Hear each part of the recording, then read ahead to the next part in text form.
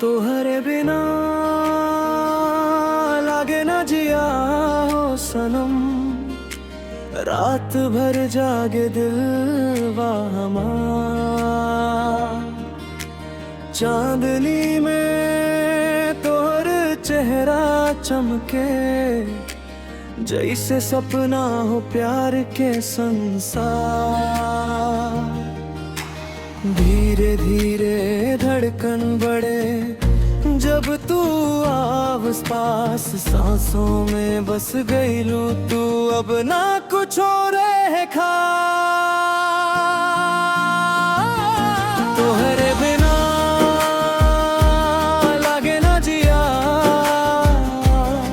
तू ही बात दिल के पिया। रहस हमेशा साथ हमार, तू ही हम मेरी दुनिया।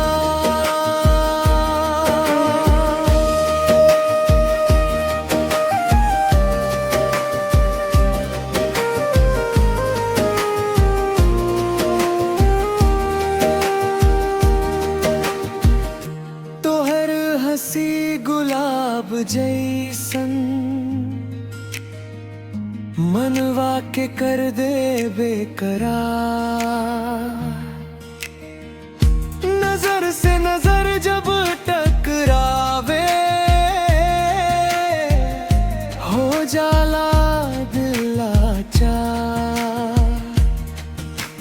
बाहों में भर लसम के छूटे नाई साथ, जन्म जन्म के साथिया तू ही हमर चाहत के बाद।